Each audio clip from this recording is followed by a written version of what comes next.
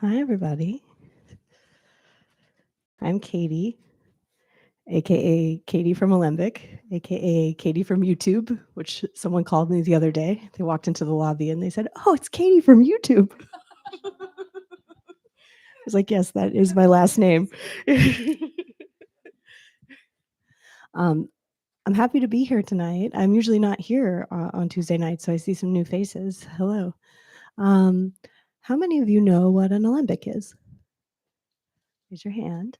Okay, if you're raising your hand, raise your hand if you know what an alembic is, because I told you what an alembic is. I love that. Okay, for those of you who don't know, the space you're in is called alembic. It's not called the Olympics or Ozempic. This is the alembic. And an alembic is a container that was invented by a female alchemist named Mary. And it's the container in which the alchemist tried to transform things. Well, she goes by Mary from YouTube. Little known fact.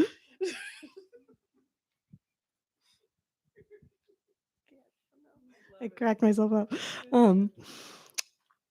And the alchemist believed, alchemy is from a time when meditation and spiritual practice and science and magic were all not different things. They were all one thing. And we're curating programs here that kind of recapitulate that. So we have programming, classes, special events, workshops, all in the areas of meditation and movement, neuroscience and scientific inquiry, psychedelic and visionary culture, and creative and visionary art.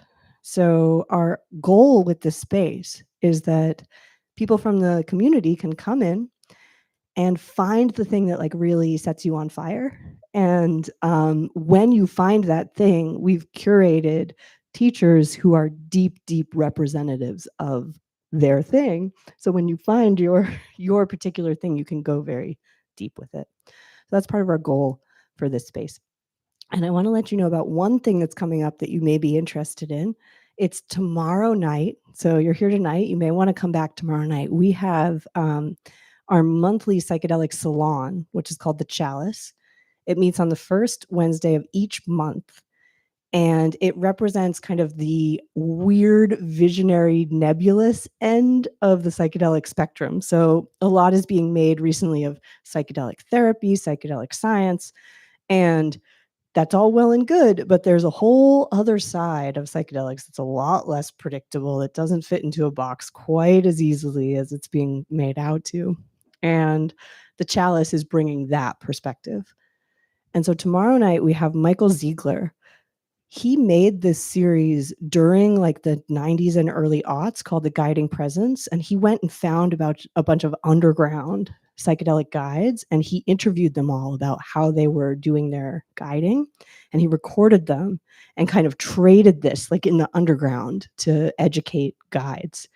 And now that those dark ages are over, he's sort of more above ground, and he's going to be here tomorrow night, and he's going to talk about his experience making that, and he's also going to give us some kind of micro guide training.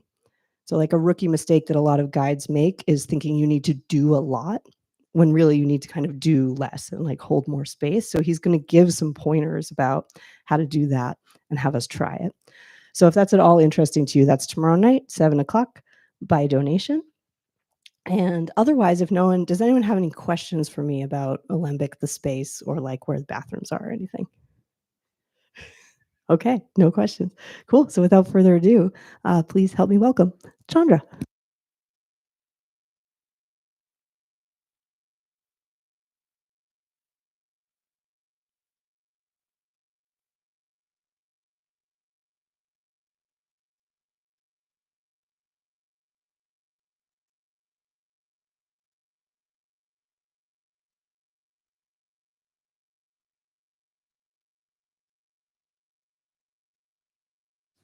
We don't want people falling asleep.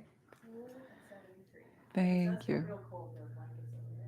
Yeah, yeah. You think 73 is good? Yeah, I think that's good. Yeah. Everyone has a range of preferences somewhere between 72 and 75.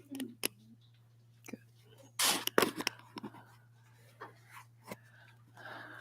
All right. How lucky we had a visitation from Katie from YouTube. Yeah. Hi, everybody. Good to see you. How are you? You ready to practice? Okay, good. So we're going to do that.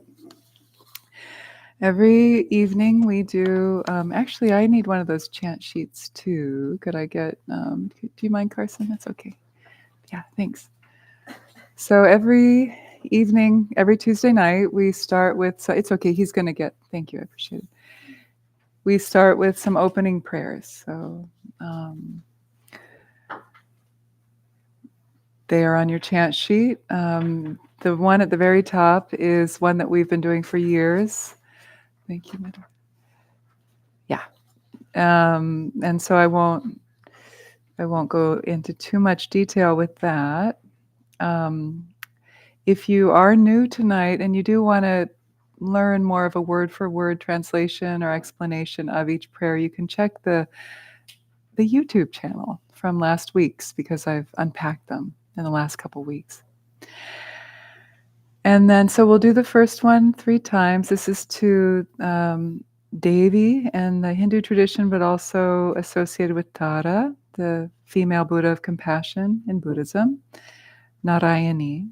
So we'll do this one 3 times as to keep your kind of memory fresh with it. And then we'll do the second prayer to Shri Ganesha 11 times, because that's the one we're learning. This is our newer prayer.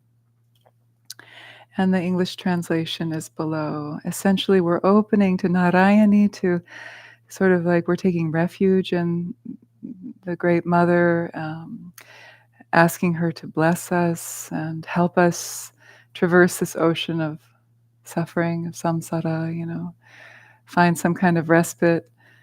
And then Ganesha is he's the Hindu deity who is prayed to, is understood as an energy that helps to remove obstacles. It's a remover of obstacles. And he's also the mascot of learning. So endeavors of learning, education, composition, memorization. So he's often prayed to at the beginning of classes like this. And then on the other side are some English prayers for bodhicitta, our motivation for coming to practice. And you'll see what those are because you understand the language. I hope. Okay, my friends. So let's drop in. Take some deep breaths. Releasing with the out breath. You can even maybe let out a couple sighs. Whew.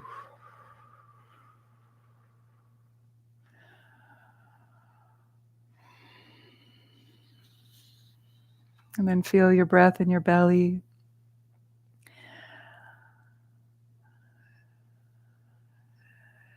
And feel this internal turning, pivoting really inside of yourself for refuge, right? So sometimes we go for refuge, we ask for help outside of ourselves, and other times we know that the depth of our being is also a wellspring of refuge and nourishment and a sense of liberation within us as well. So contemplation, meditation is this turning inwards to also water those seeds within us so we know where to find it again. That place of refuge.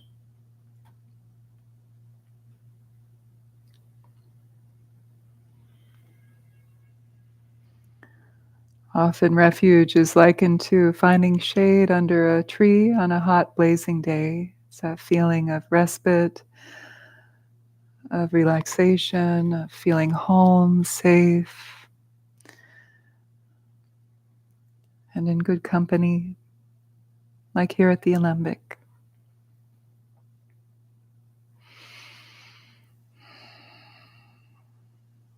So I will say the first line of the Narayaṇi prayer, and you can repeat And then I'll say the second line and so on, and then we'll do 3 times together.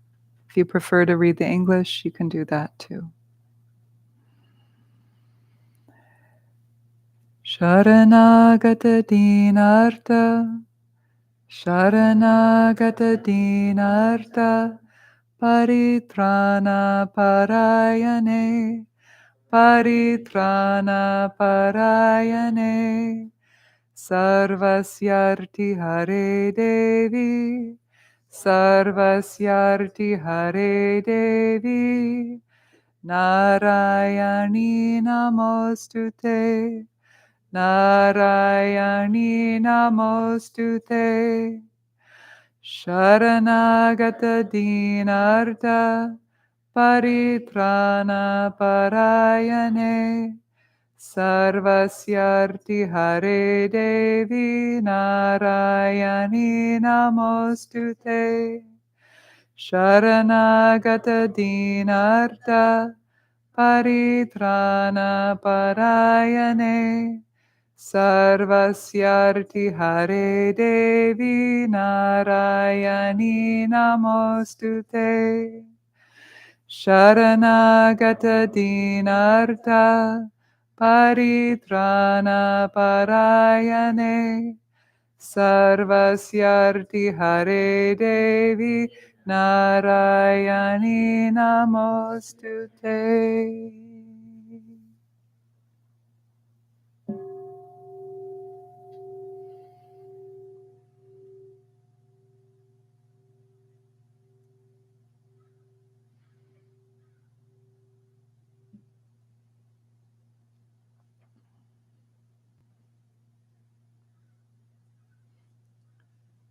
Again, I'll call and you can respond. And then we'll do 11 times together. Vakra tuṇḍa mahā kāya, Vakra tuṇḍa mahā kāya, Sūrya koṭi samaprabha, Sūrya koṭi samaprabha, Nirvighnam kuru me deva, Nirvighnam kuru me deva, Sarvakaryeshu sarvada, Sarvakaryeshu sarvada, Vakra tuṇḍa mahā kāya, Sūrya koṭi samaprabha, Nirvighnam kuru me deva, Sarvakaryeshu sarvada, Vakra tuṇḍa mahā kāya, Sūrya koṭi samaprabha, Nirvighnam kuru me deva, Sarvakaryeshu sarvada, Vakra tuṇḍa mahā kāya, Sūrya koṭi samaprabha, Nirvighnam kuru me deva, Sarvakaryeshu sarvada, Vakra tuṇḍa mahā kāya, Sūrya koṭi samaprabha, Nirvighnam kuru me deva, Sarvakaryeshu sarvada, Vakra tuṇḍa mahā kāya, Sūrya koṭi samaprabha, Nirvighnam kuru me deva, Sarvakaryeshu sarvada, Vakra tuṇḍa mahā kāya, Sūrya koṭi samaprabha, Nirvighnam kuru me deva, Sarvakaryeshu sarvada, Vakra tuṇḍa mahā kāya, Sūrya koṭi samaprabha, Nirvighnam kuru me deva, Sarvakaryeshu sarvada, Vakra tuṇḍa mahā kāya, Sūrya koṭi samaprabha, Nirvighnam kuru me deva, Sarvakaryeshu sarvada. Vakra tuṇḍa mahā kāya. Sūrya koṭi samaprabha. Nirvighnam kuru me deva. Sarvakaryeshu sarvada. Vakra tuṇḍa mahā kāya. Sūrya koṭi samaprabha. Nirvighnam kuru me deva. Sarvakaryeshu sarvada.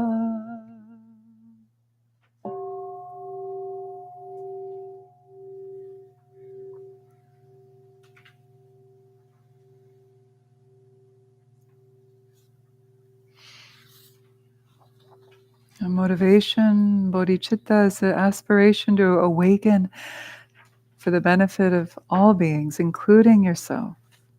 All beings. If you wish, feel free to bring your hands to your heart in prayer. There's actually a mudra called the bodhicitta mudra. If you'd like to, you can do it. It's the two middle fingers pointing straight up and then the other fingers folded across each other. The thumbs are parallel. Yeah.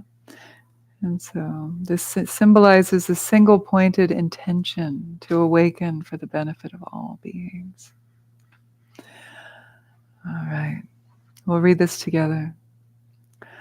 Ho, led astray by myriad appearances like reflections of the moon in water, beings wander in the endless chain of samsara. To bring them ease in the radiant space of awareness, with the four boundless qualities I arouse bodhicitta. May all beings have happiness and the causes of happiness. May all beings be free from suffering and the causes of suffering. May all beings never be separated from the supreme joy that is beyond all sorrow. May all beings abide in equanimity, free from attachment and aversion.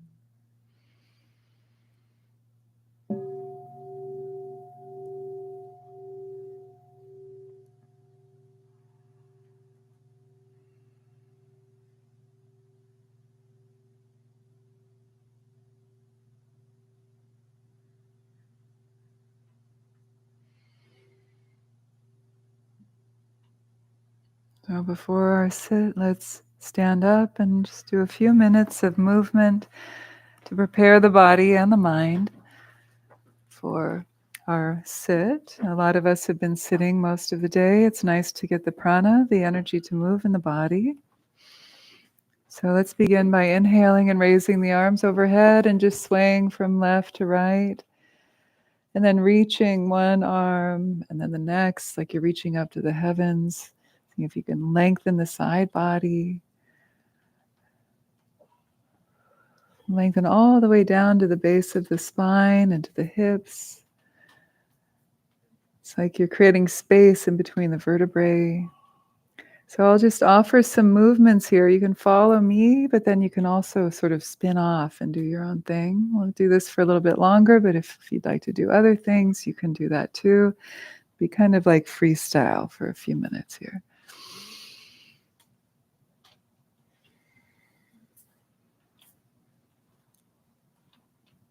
Make sure the neck is relaxed. Relax the face. Good. And then exhale if you want to. Now take the arms, interlace the hands. I'm going to offer this again. Feel free to join me or do your own thing. Inhale up nice and tall. You can plant your feet into the earth and then you can turn a little to the right. Inhale back through center, turn a bit to the left. And do that a couple times. Inhale, then exhale into the twist. All the while reaching up through the spine, getting space through the spinal column. Yeah, good. And then last time to the left. Then if it feels good to lean to one side, you can lean to one side and then the other, or you can release your arms. I'm working with healing a spine injury, so I'm not going to do those types of bending, but you can if you feel good that way. You can also start to roll the shoulders. Do about 10 reps in each direction.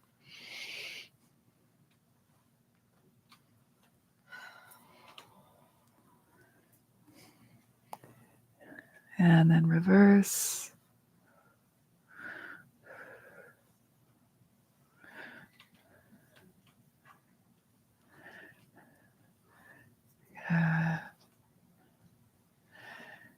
And the wrists, interlace the fingers, rotate the wrists.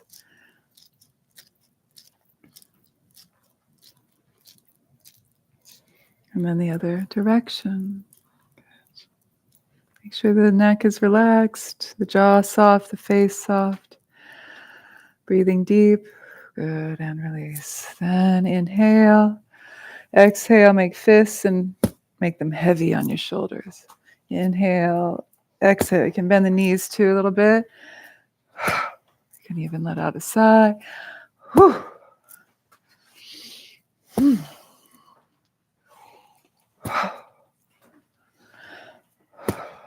Last couple. It's like you're pounding the tension out of the ridge of the shoulders. Good. And then inhale, arms in, and then shake it out. Exhale. Inhale, exhale. Inhale, folding in. Exhale, shaking out. Good. And then just do your version of a forward fold. I'm going to do down dog. It's nice to get your head below the heart a little bit. You can do a standing forward fold or a squat, whatever feels good to you. And down dog, if you choose to do that, you can pedal the heel, one and then the other, lengthening the back of the legs. Make sure you let the crown of the head go long to the floor, lengthening the neck. Breathing deep into your belly and slowing down the exhalation. Starting to really begin the meditation now. Harnessing the mind into the body with the breath, the anchor of the breath.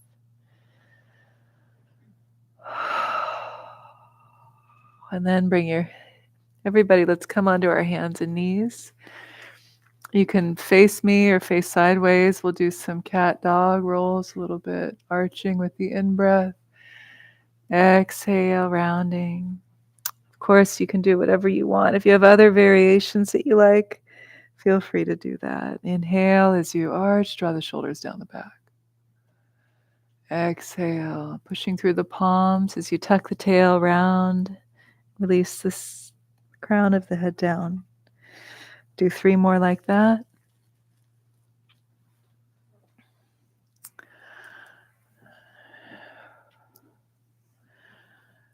Yeah, good. Feels good to be in the body, doesn't it? Sometimes all we need is some deep breathing along with some mindful movement. Can change a lot. Good. And so then after your last one, why don't you start to make your way back to your meditation seat. Make sure you're comfortable and that you have everything you need. How's the temperature in here now? Is it okay? Okay. It's a little different for me up here because I get the heat and I get the cool faster than you do. So I rely on you to tell me too. All right, so let's drop in and get comfy. Set up your meditation throne. Take your seat. Don't hold back. You know, the deities in Tantric Buddhism, they're often seated on a moon disk and a lotus flower. What would that feel like for you? To feel like, oh, I'm on this beautiful lotus Padma flower, and then a disk of a moon on that, like a cushion. And if you were seated on the moon, what would that feel like? Oh, you might feel a little lighter, like weightless, maybe. Could be nice. Can you feel that buoyancy kind of flowing up through your body as you breathe in and out, releasing tension, and really letting yourself feel the support of your skeleton, the frame, so that the tension in the muscles can melt away. And you can really settle into your moon and lotus seat.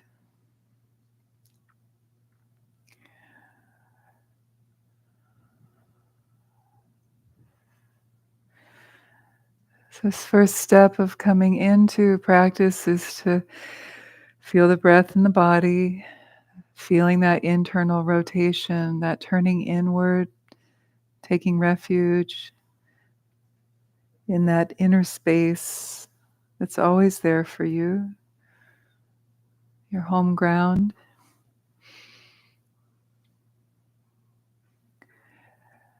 And feeling the breath in the body. But before you introduce any kind of technique, just feel what it's like to be present, to be in the body with the breath in this moment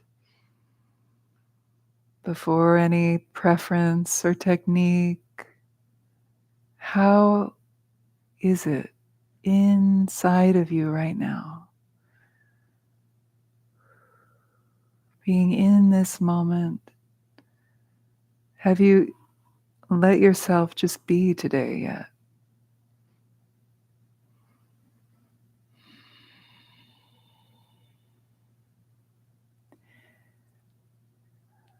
And with each out breath, you might feel any of the kind of constrictions or constructs, restrictions, tensions, unraveling, unwinding with each out breath, softening, so that you begin from the very beginning, the get-go, with this mood of releasing into presence in this moment, awareness.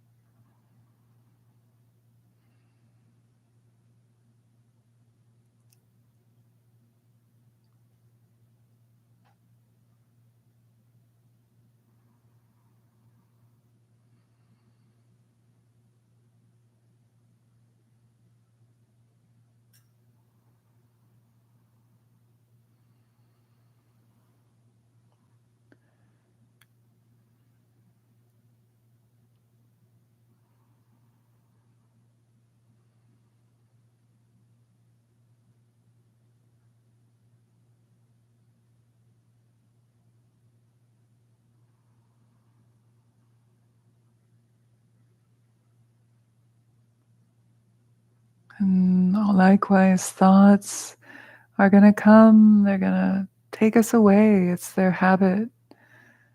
There's a lot of habitual energy behind the momentum of the mind and thinking. And yet we can, in a sense, neutralize that momentum or diffuse it by releasing with the out-breath and settling back into this experience of presence. We're not pushing thoughts away or grasping onto them. As much as possible, releasing distraction with the out-breath, releasing grasping or clinging onto thoughts, feelings, evaluations, emotions. Can we practice letting be all these different aspects of ourselves that bubble up within this space of awareness?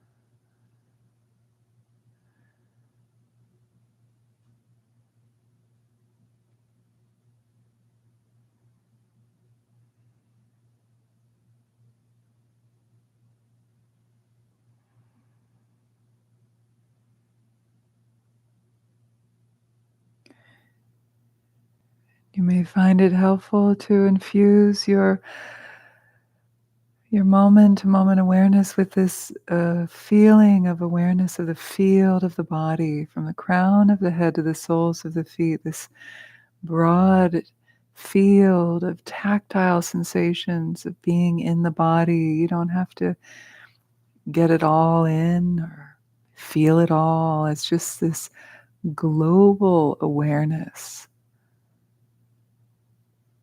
a global awareness of the body as you breathe, soothing the field of the body with the in-breath, soothing the field of the body with the out-breath.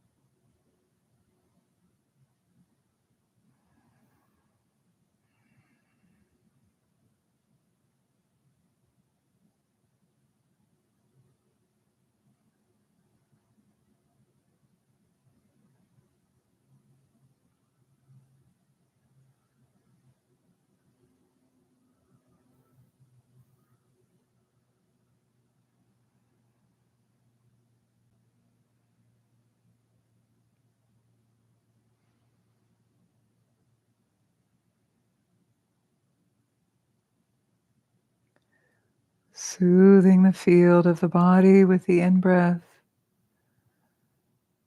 soothing the field of the body with the out-breath.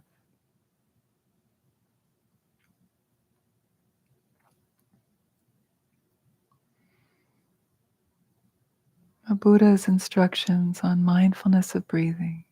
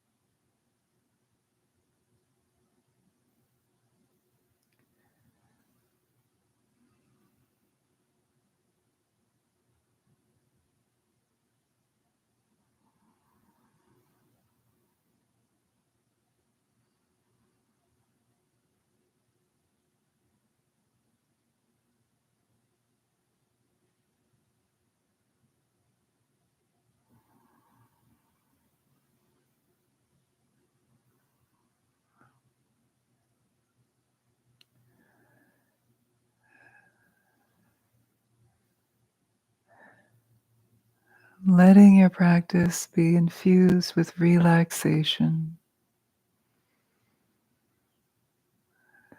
As soon as you notice tension, tightness, grasping, clinging,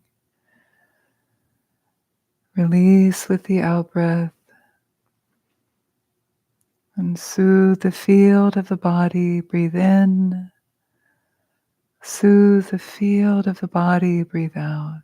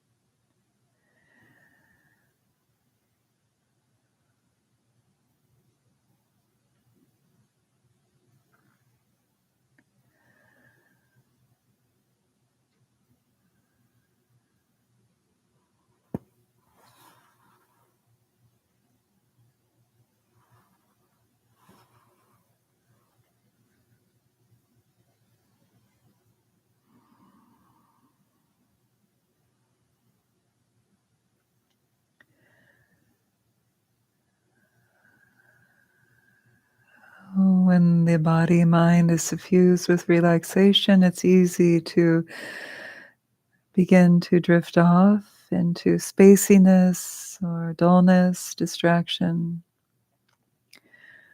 So the next ingredient after relaxation for meditation practice is stability. And we do this by mindfulness, remembering to return again and again, to be with the breath as it flows in and out, to stay with the anchor, in this case, the breath. Releasing distraction, releasing grasping with the out-breath, and soothing the field of the body. I breathe in, soothing the field of the body. I breathe out. These are the words the Buddha offered us to recite internally as we breathe in and out, to give the mind something to do.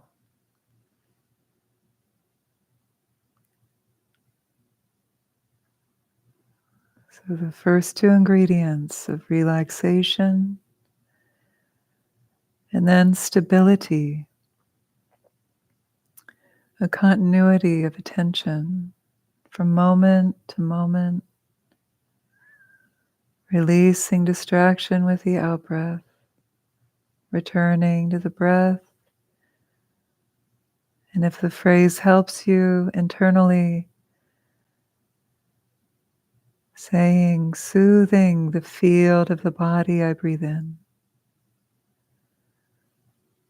Soothing the field of the body, I breathe out.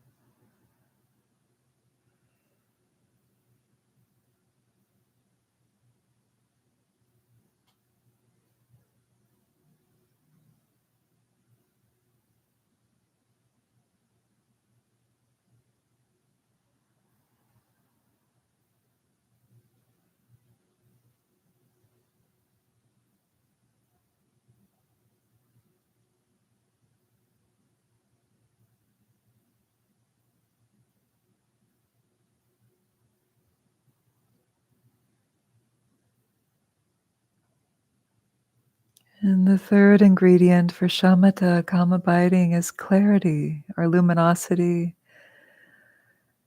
This clarity of awareness of the mind, a wakefulness, not a dull fogginess. So introduce clarity to your stability and your relaxation.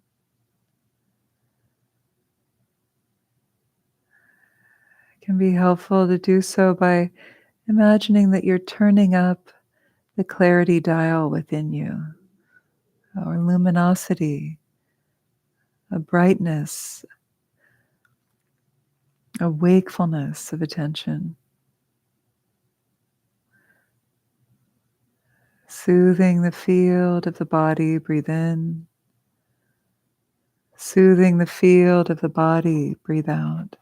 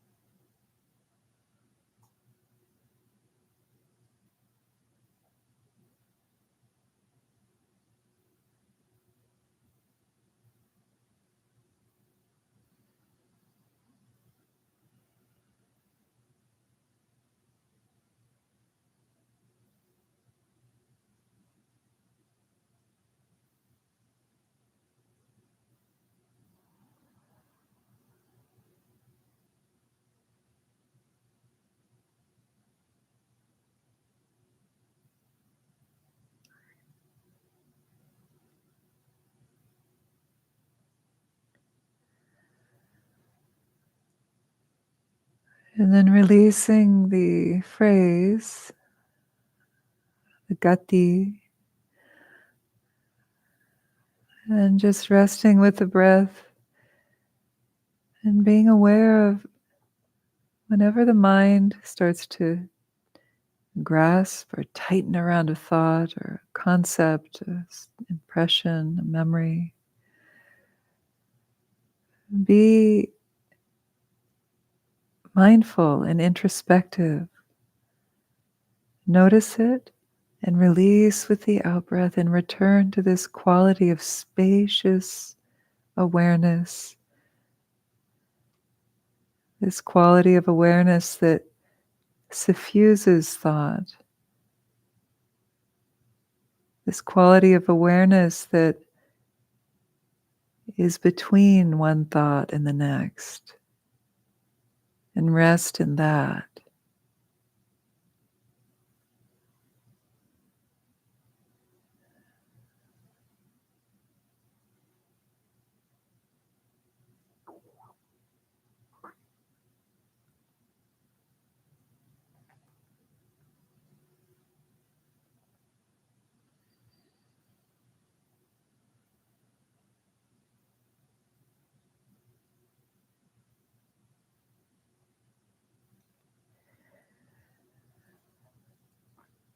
And again, you may feel this tension, this ahankara, this I maker, appearing from the depths from time to time.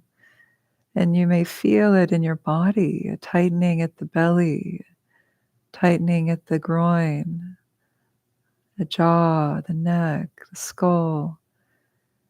With the out-breath, releasing that grasping, how it manifests in the body. Softening with each out-breath and releasing into presence, releasing into awareness that pervades all of that experience, and rest in that.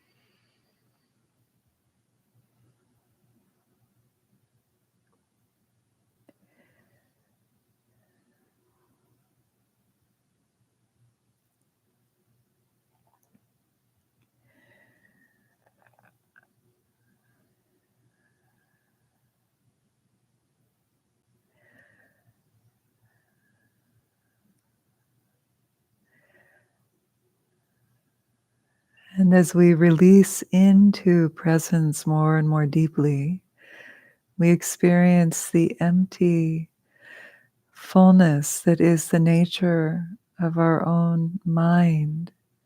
Even if we catch just a glimpse of that, If you've tasted a bit of the luminosity, the clarity, the wakeful quality of your awareness that pervades thoughts, feelings, memories, and so on, then you've touched it. It's not so distant.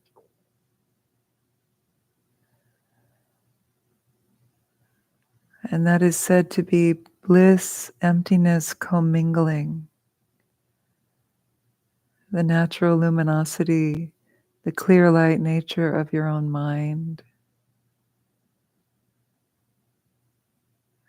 Even though you may feel it's just a glimmer in the distance, it's okay.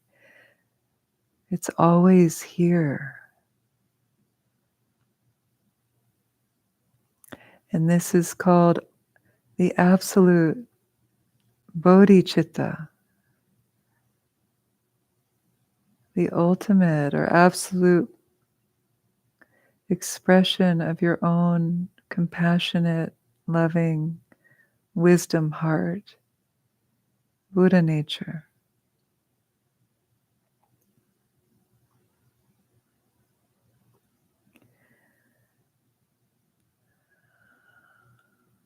And it's from this interdependent, empty fullness that love, that compassion, that our feeling of connectivity comes from. And it's from this basis that we enter into the next phase of our practice, which is the Tonglen, the sending and the receiving. The compassion practice is always couched in an understanding of absolute bodhicitta, this feeling of non-separateness, transcends space and time.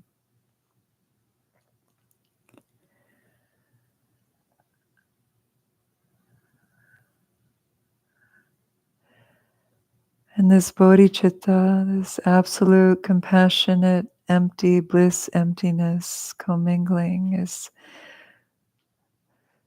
its home ground is your heart chakra, the hridaya, the innermost cavern of luminosity at your heart center. And this is the hub of your Tonglen practice. This is the home ground, the indestructible, undying, unborn nature of your own mind. And so with Tonglen, the first step is to flash on emptiness, this shunyata, recognizing that nothing exists independent of anything else. And it's from this fabric of the quantum field, you could say, that we enter into the practice of Tonglen, flash of emptiness, ultimate bodhicitta.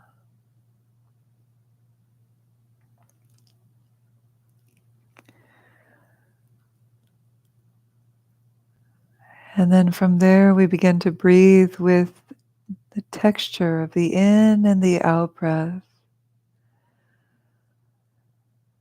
And we simply just breathe with this texture of breathing in, like a dark, smoky, cloudy vapor into this luminosity at your heart center, like an orb of radiant light, like the sun. This is your bodhicitta at your heart. And then breathing out, a cool, clear breeze, clearing away any cloudiness, delusion, suffering, the form of a clear, cool breeze. So the in-breath is breathing in the texture of a warm or hot, smoky vapor into the heart where it's evaporated, transformed, transmuted into a cool, clear, cooling breeze. Breathe with the texture like this for about 10 more breaths, breathing in the dark, smoky vapor. It becomes evaporated, clarified, purified at your heart center, breathing out a cool, clear, healing breeze. Clears away the darkness. Breathing in directly into the heart space, a full 360 degrees, directly into your heart chakra. And breathing out 360 degrees from the heart chakra.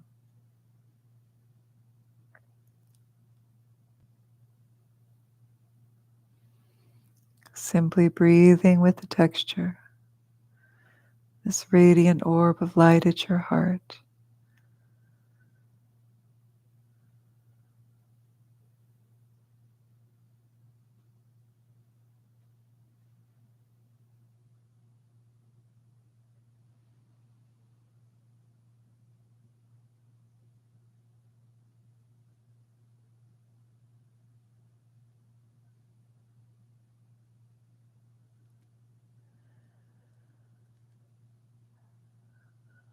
And then the next step is to begin to work with either yourself or others with the Tonglen compassion practice. We'll spend some time working with ourselves like we did last week. You're just feeling into any aspect of your body, mind, emotions that would like to be met, that brought home, that you've been pushing away or ignoring.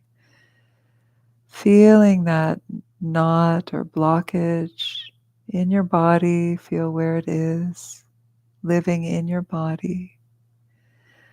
And feel it like that dark, smoky vapor. And with your next in-breath, feel that you're welcoming that feeling in the form of that smoke into that luminous heart center. And then breathing out, softening any resistance, cool, clear breeze, clearing away resistance or blockage. Inhaling again, drawing that into the heart, welcoming it home. Welcome it home.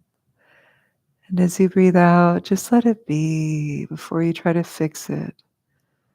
Just spend time breathing it in with your arms, embracing it, letting it come home to the heart. And then breathing out, just letting that feeling be in that heart space.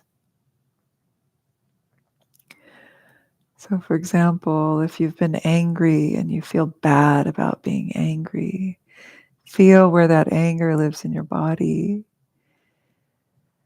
And then draw that anger in to your heart center. Let it come home to that luminous orb of light. And then breathe out, just softening that judgment, that resistance around the anger, and let it just be there and breathe. The feelings want to be felt. Breathing in the form of smoke, if that texture helps you. Breathing out in the sense of cool release, a softening, a clearing.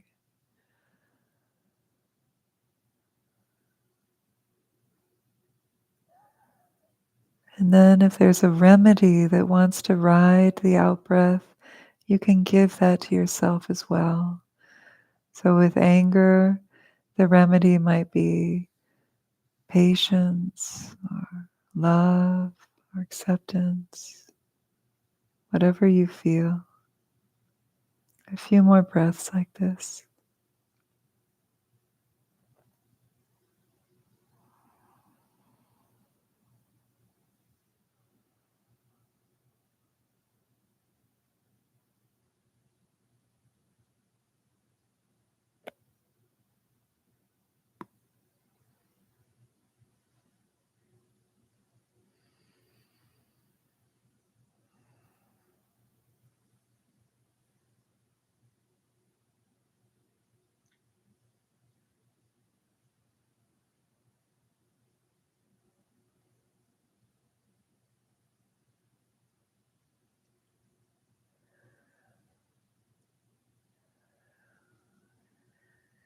And then now we'll release the focus on our own self, Tonglen, and shift into the next phase, which is to imagine in front of you now a loved one who may be having a hard time, going through illness or emotional challenges, life challenges, someone towards whom you feel love, affection, and care.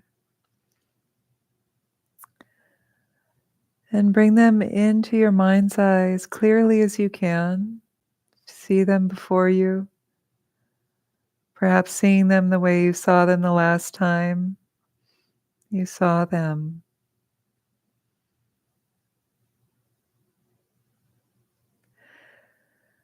And intuiting what it is. You may not know what it is that's ailing them, but you may sense it.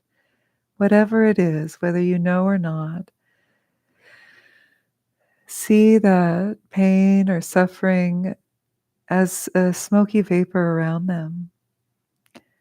And with a sincere wish that you in some way can help relieve their suffering, we inhale and draw that into our heart, smoky vapor drawing in where it touches that luminous orb of light, bodhicitta, at your heart, and transform with the out-breath the cool, clearing wind, an offering of a soothing remedy or easing of their suffering. Letting the practice ride the breath. Inhale, drawing in their suffering, transform it at your heart space. Exhale, breathing out an offering of may you be free from suffering. Continue to breathe like that, releasing distraction with the out-breath. Really feel as if they were in front of you now.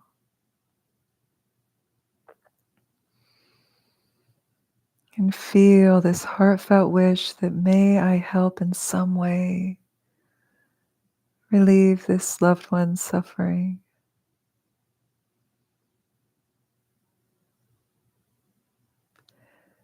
And knowing that you're not literally taking on their suffering, instead through prayer, imagination, aspiration, we're being willing to wish that we can in some way lighten their load, transform it at our heart, and breathe out a remedy, release from suffering.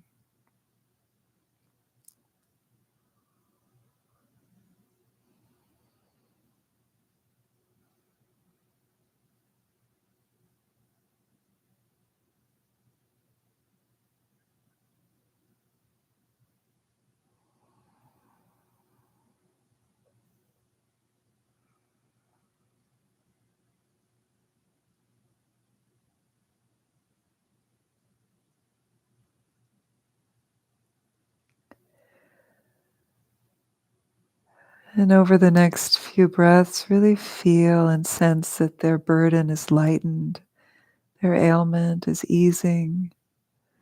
Really see that, envision it, intend that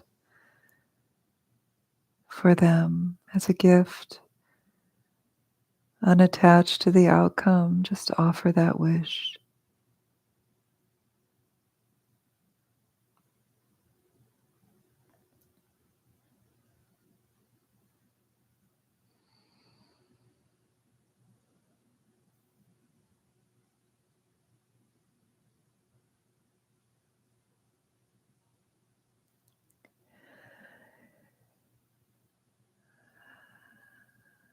And then now dissolving that phase of the visualization. And just take a few breaths here, feeling what that felt like. To move from self, Tonglen, then being open to offering Tonglen to another, a loved one.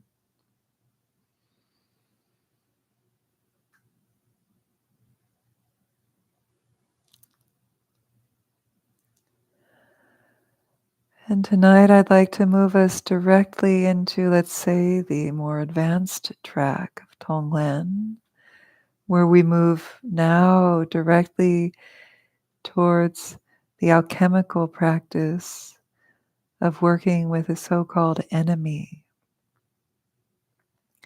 Now, we may not have a literal enemy, but there may be somebody in your life that triggers you, that challenges you. It might even be a loved one, a family member, or maybe a boss, or community member. So this person who challenges you, you may even dislike them so much, you might even at times feel like you hate them. And yet, like you, they wish to be happy. They wish to be free from suffering. At least in that, we share that core humanity. They may be confused about how to find that. Maybe they've hurt you. Maybe they've hurt others. But this so-called enemy or challenging person has done that because they are confused. Maybe they're ignorant. Maybe they've been hurt themselves. And so feel who you'd like to work with now, this challenging person, and see them in front of you as clearly as you can in your mind's eye. Maybe seeing them in the way you saw them the last time. And see them and that their suffering is surrounding them like a cloud, smoky vapor. And even though your instinct may be to push them away, up until now that hasn't released you from this dynamic with them. Maybe trying something different can help. And recognizing that, like you, they wish to be free of suffering. Maybe here in this safe place, you can take the high road and begin to open to compassion for them. And even being willing to open to the capacity to, with your next in-breath, be willing to draw in their suffering into that luminous orb of light at your heart, transform it, and then offer them a remedy, a relief from suffering, like a cool breeze, clearing away whatever it is that causes them suffering, confusion. Stay with the breath here. Really stay with the texture of breathing in the smoky vapor to the heart and breathing out. May you be free from suffering. A remedy without pushing or manipulating them. You're just wishing them to be free of suffering. With each out-breath, with the in-breath, may I in some way have the capacity to care enough to wish to lighten their load with this in-breath and the out-breath.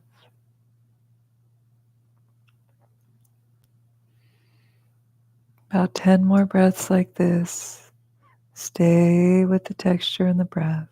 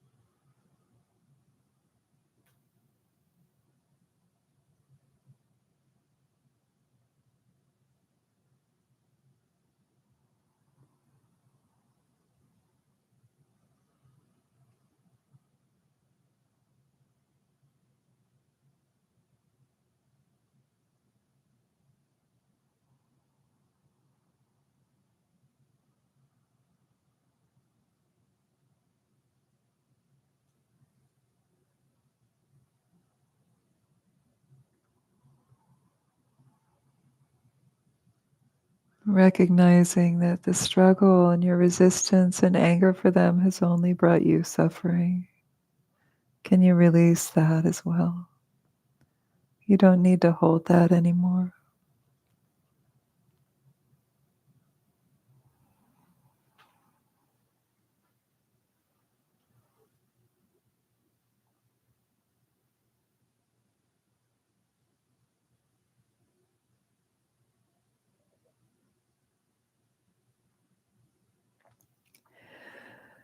And over the next couple breaths, really see their ailment clearing with each out breath, their delusion clearing. You may even see their disposition brighten, and maybe their facial expression lightens. Maybe there's an old remembrance of what it was you liked about them or loved about them, and wish them well. Release them from this karmic bond. Set them free.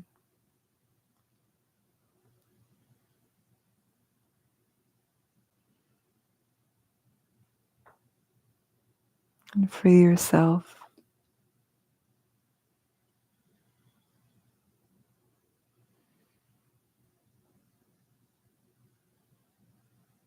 And then,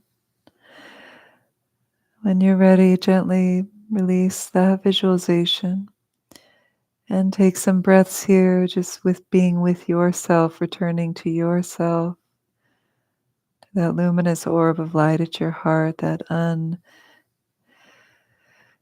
indestructible Vajra, adamantine like nature of mind.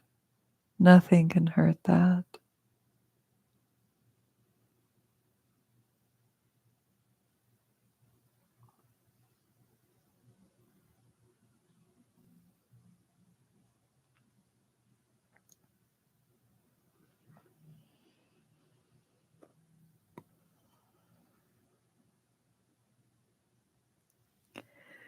And then release all effort, all technique, and just rest.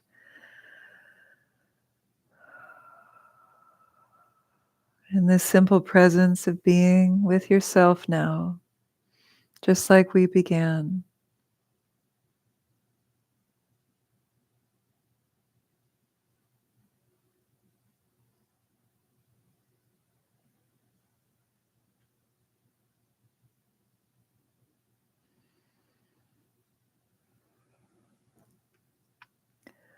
And if there's any remnant of tightness or resistance or self-critic, you can take your hand, both hands, to your heart or on your belly. Just touch yourself. Offer yourself some compassion, that same compassion you were offering to others.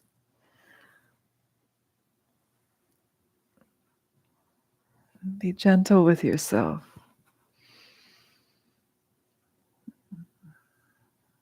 Can you even love the critic, love the resistance, love the distracted meditator? Love all of it. Bring it home.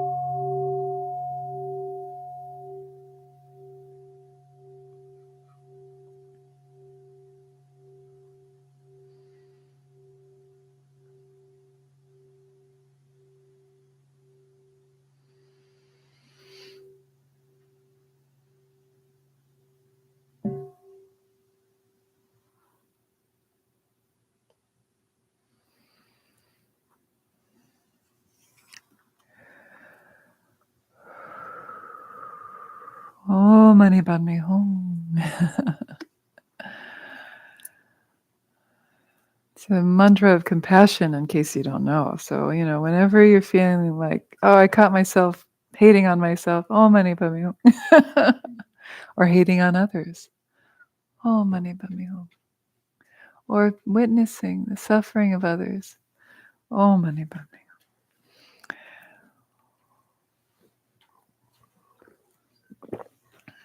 Basically, I try to replace a lot of my mundane thoughts with Om Mani Padme Hum.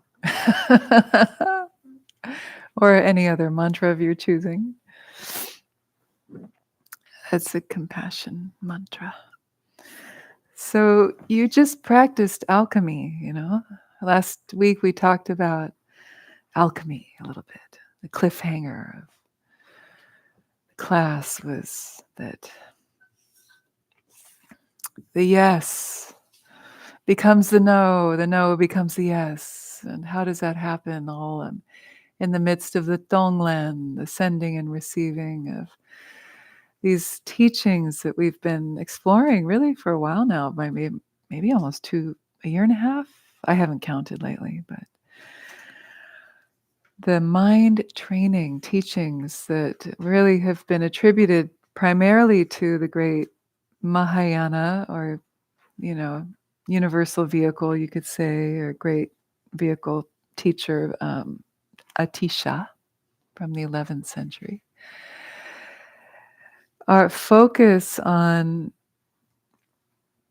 turning the tables on ourselves in a way, right? So with the Tonglen, did you feel like, oh, normally I would push away the suffering of somebody else and want to bring in what feels good? But this practice invites us to do the opposite and to stretch our capacity into that. With ourselves, we get it. It's like, oh yeah, welcome at home. Give us some space. If we've done some therapy, we know that's a good way. Because if we, that which we resist persists, right? As long as we fight it, the demons get bigger, stronger. But if we try something new, and this is the tantric path, the path of alchemy, it's turning poison into medicine. So the symbol of Tantra, there's a lot. There's a few, many different symbols. But one of the early symbols for Tantra, both in Buddhism and in the Shaiva and Shakta and Hindu streams, Jain as well, is the peacock, the bird peacock, because Indian lore says, I looked this up because it's in my book, the 18th Tara in my 21 Tara book is the peacock goddess. So I researched this. I couldn't find actual scientific proof, but in Indian lore, in Tantra, they say that the peacock's iridescent plumage, especially the males, those lucky guys, although the females get to look at them, are so iridescent because peacocks, they eat poisonous snakes. And this is true. They do eat poisonous snakes, but they're able to transform the poison into the beauty of the iridescence in their feathers. That's what I couldn't prove. If anybody can find a source proving that, send it to me. But by the publication of my book, I could not find it. But the truth is, in the great, kingdoms, royal palaces, they would have peacocks roaming the grounds to eat the poisonous snakes to protect the children, the other animals, people. So this theme, though, is so beautiful of taking that which normally would be poisonous and actually turning towards it, because we know that somewhere in there, within reason, of course, somewhere in there is the medicine. And that's alchemy. That's the alembic. Marry the alembic on YouTube. I've got to press Katie to get the last name of this woman who created the Olympic. We don't know women's names enough, people. Like the great tantric teacher Saraha from the 11th century. He's attributed to being the originator of Mahamudra, the great seal, similar to Dzogchen, great teaching, beautiful pinnacle of tantric Buddhist teachings. But it was his teacher was a woman. We don't know her name. He's the one who said he's the progenitor. He began Mahamudra. But what about he learned from this lady? She was an arrowsmith. So I call her the Fletcheress. Isn't that a cool word? The Fletcher is an arrow maker, man. Fletcheress is the female arrowsmith. Anyway, she's called the Fletcheress Dakini, this wisdom, wild, enlightened, female, feminine principle. But we don't know her name. So I'm like, Katie, we need to know this lady's last name. I'm sure she knows it. She probably just couldn't remember it. Anyway, that's the divergence. Tantra is all about going to the places that scare us and learning there. So the great Padampa Sangye, he was one of the Mahasiddhas of India. He came to Tibet and he recognized Machiglabdran in the 11th century, another great yogini, Tibetan. He had visions of her. He knew that she was special and that she had reincarnated from us. She had been a yogi in India and died and then reincarnated in Tibet and starting to become a great practitioner. And so Padampa Sangye is like, I got to go there and find my old pal. Not really. He didn't know him, but he knew he was this great sadhu. Siddha, this accomplished sage, had reincarnated as a woman named Machig. So he found her. And when they met, she started prostrating to Padampa Sangye. And he said, no, stop. I should prostrate to you. But instead he touched his forehead to her forehead. It's a sign of respect, right? In Tibet, especially. And he said, you are a wisdom dakini. You have incarnated in Tibet. You need to know your self-worth and bring the Dharma teachings to fruition, the tantric Dharma teachings to fruition. And she said, oh, I'm just a woman. She was young too. She was young, like under 20, I think, still a teen, 16, 17. I'm just a young woman, a nun. Who am I? How can I do that? And he said, don't fool yourself. You have all the wisdom within you. And he said, you can realize the teachings by going to the places that scare you. Go to the places that scare you, haunted cemeteries, lonely grottos, windy mountain passes. Meditate and overcome your fear of death. Overcome your self-clinging, believing that you are just this body. It's very common old practice, not just in Tantric Buddhism, but also in earlier Buddhist traditions, as well as the Hindu traditions as well. Very, very common. So Tonglen is going to scary places too sometimes. I mean, I asked you to pull up an enemy and breathe in their suffering. I mean, a lot of people freak out. They're like, I'm out of here. Like, aren't I going to get sick? Well, yeah, if you take this literally, but we're alchemists here. We're not taking this literally. I hope I made that clear, especially for those of you who are new. The people who've been coming a lot know this practice already. So this wasn't like Tonglen 101 tonight. This is a little bit more advanced. Took you right to the deep end. But if you keep coming, it will be more and more familiar to you. And maybe you're new and you got it. Maybe you're like, oh yeah, this is what I do naturally already. Or I've never done this before, but it makes a lot of sense. You know? How many people worked with a challenging person and at first felt resistance, but then maybe felt a little bit of that soften and actually felt some opening? Yeah, like raise your hand so I can really see. Yeah. Yeah. That. Okay. How many people didn't? Don't be shy. Or is it just because you didn't raise your hand? Or maybe you didn't even work with one? You can, you're a regular. You can break the ice here. Have the guts to say you didn't. Yeah. So, yeah, you've got the mic and you've got Carson right there.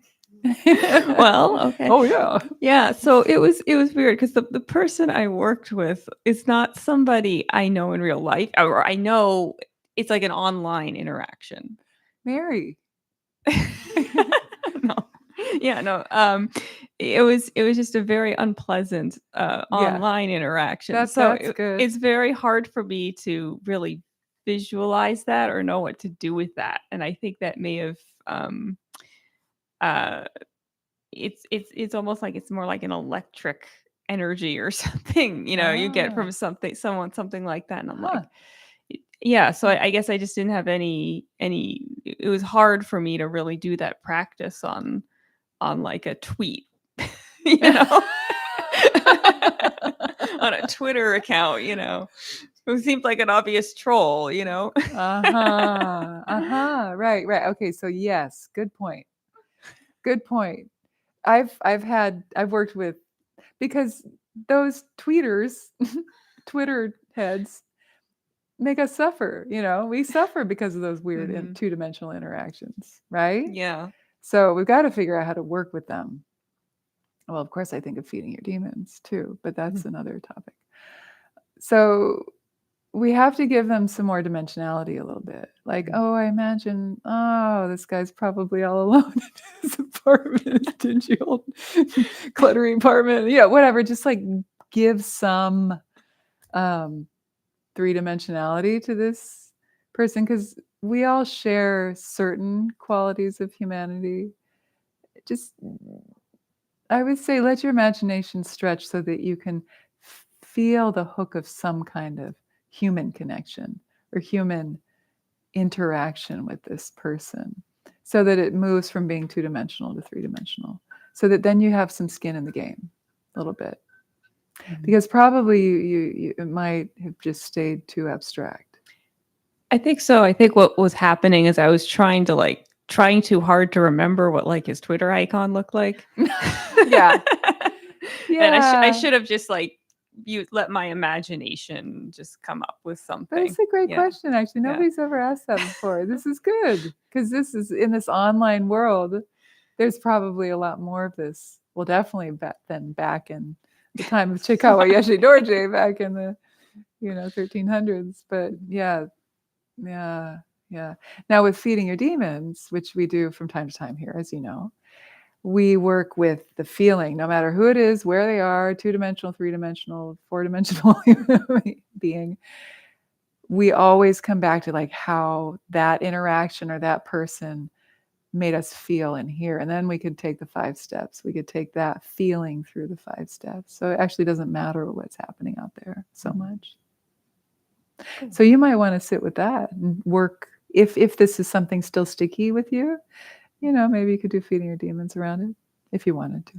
Well, sometimes too, it's like it's not necessarily the same person, but it's the same type of person that shows up to annoy you. So yeah, and that could be like, that's the next step, where we go into the whole world and we're breathing in and breathing out. Like be like all the trolls of the world. Breathe in the suffering of all the trolls of the world, and breathe out freedom from trollhood, freedom from all those qualities that make people do those things. Yeah. Okay, good. Thanks.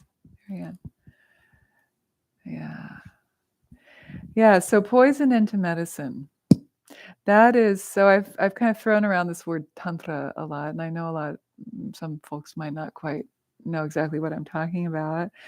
I want to differentiate that between distinguish it from like neo-modern American Tantra, which is more like sacred sexuality, which is fine. That's great. But classical Tantra is something very different. And it emerged in India around, well, I mean, we can't really date it earlier than about 500 CE, about 1,000 years after the Buddha. But, from within the tradition, from an emic perspective, you would say, within the tradition of Buddhism, they would say it appeared a lot earlier than that. But from an etic, an outside perspective, scholarly, Western, archaeological, scholastic perspective, maybe we're safe to say around 500 CE. So about 1,000 years after the death of the Buddha, this amazing shift happens in India, but also that influences Buddhism. It also influences the Vedic tradition. So around this time, Buddhism had become really institutionalized, monasticized. You have the Mahayana period was sort of breaking that up a little bit, but it was still very monastic. A lot of power held in the monasteries and the universities. In the Vedic tradition, you had the Brahmanical caste, the priests, all of that happening, the caste system. Tantra was this movement that was like an upwelling of like the religion or the ritual for the people, where people like reclaimed their ability to communicate directly with the divine and resisted the doctrine that said, oh, you have to come to the temple and give us money and then we'll send the email to God. Instead they started doing fire pujas and prayers and meditations more from within smaller communities. You didn't have to be a Brahmin, you didn't have to be a monastic. Women were much more included in this tantric phase of development, both within the Hindu and the Buddhist traditions. It's a very interesting time. And one of the main thrusts of it is this alchemical turning towards that which society would normally turn away from, which includes purity, and celibacy, and all the things that kind of uptight patriarchy tends to do. Excuse me, but you see it in Christianity and other traditions as well. So you see sacred sexuality. Yes, there's a part of it, but not a huge part, but it's definitely sexual union is used as a method to achieve bliss emptiness. I talked about this in our practice in the guided meditation, the nature of our mind. When we really drop into it, it's this experience of the union of bliss and then shunyata, empty, luminous nature of mind, commingling, this clear light nature of mind. And so when we have sexual union in this moment of like ecstatic, union of orgasm per se, in French they say le petit mort, right? The little death. It's like that moment can be used if you are an adept yogic practitioner to taste or experience that bliss emptiness, the nature of your own mind, just like we do when we die, actually. So it's true, the petit mort, the little death. And so also some traditions would use intoxicants, some traditions would move away from all of these different teachings that said you have to purify in order to achieve or to kind of get your reward of liberation. But instead, turning towards that which we would normally turn away from, and really challenge the social norm. So it's a very interesting historical and cultural movement that happened across India. It also influenced Jainism as well, and also Islam. So Indian forms of Islam, tantric forms of Islam, you can understand it, or you may have heard of Sufism. So that's Islam influenced by those more kind of transgressive devotion, ecstatic traditions of Tantra. Tantra literally means tan means to weave or web, like to weave together threads woven together. Tra can mean to protect or to save. So it's not really a perfect kind of etymological translation, but it's like the doctrines or teachings that weave together practices that bring us towards liberation. You see? And so Tantra is also the name of the texts, the tantras, that contain within them teachings on sadhanas that help us do this. So in Tantra, you get yoga, pranayama, chakras, mandala visualization, yantras, these sacred diagrams. And then you get the sexual union practices and other practices as well. So you may not even know it, but you've been practicing Tantra if you've been going to yoga classes. You've been reciting mantra and doing deity yoga, like with me sometimes. Those are tantric practices. But a lot of us just don't know that. And a lot of people don't know that there are tantric forms of Buddhism. But there are. I mean, Tibetan Buddhism is tantric Buddhism. It's also earlier forms as well. What's cool about tantric Buddhism is it contains within it the early sutras, teachings of the Buddha, then the middle phase, the Mahayana, the great vehicle development of like the Heart Sutra and Diamond Sutra, like what Ken MacLeod-G was teaching all of us a few weeks ago. So Tantric Buddhism builds on those earlier phases. It's not like it's a new, different thing. It's like the crown jewel that is on top of all these other beautiful outfits, traditions. So that's really kind of my area of study and practice and teaching. But here, I'll just wrap it up with the Tonglen that we're learning, with the sending and receiving, right? This breathing practice we did. It's like preparatory practice for the alchemical work that we do in tantric practice, where we start to build up the capacity and the muscle, internal muscle, to be able to turn towards and say, you know what? I'm not going to turn away from that anymore.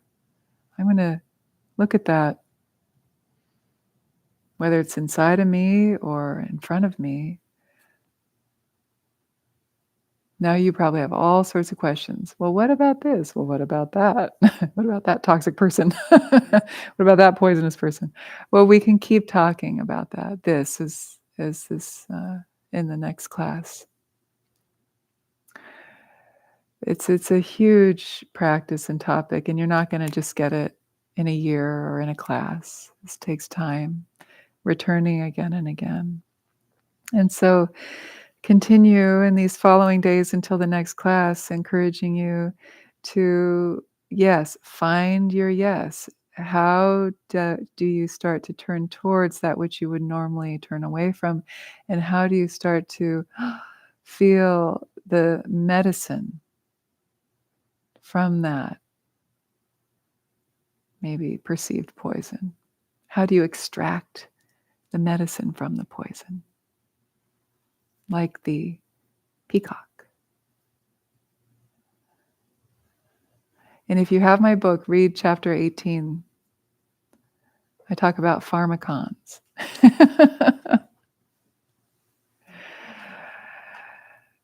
Like everything can either be a poison or a medicine, depending on really almost everything. Can be a poison or a medicine depending on the dose, the context, what it is. I loved one example of a pharmacon was a transitional objects like teddy bears. In the beginning, it's good for the kids to have. They need it, right? Because it helps to helps them to regain a certain sense of independence and nourishment and comfort when the parent can't be there all the time. But then after a while, the 5-year-old, 10-year-old, 20-year-old needs to let go of the teddy bear, however old you are, because it becomes a hindrance. It becomes poison. So pharmakon is this idea. It's an old Greek word popularized by Jacques Derrida, French philosopher, of anything really in the world can either be poison or a medicine. So think about that. That's if you like thinking about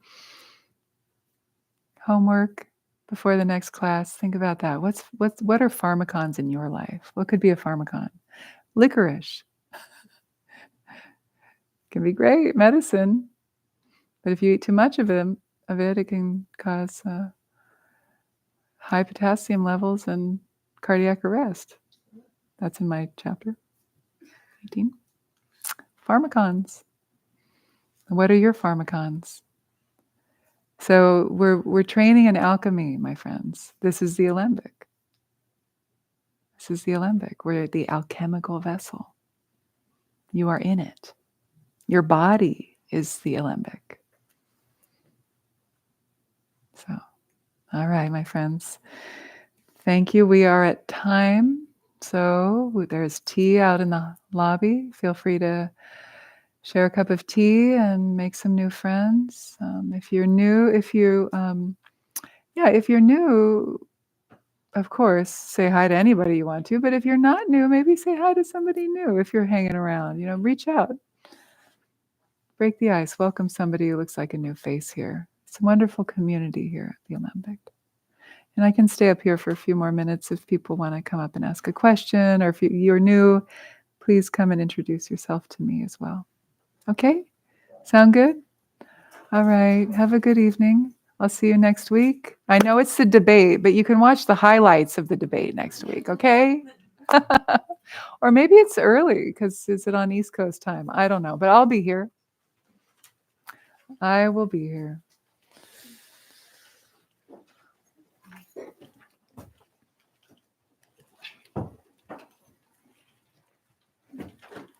Hi. Of course, yeah.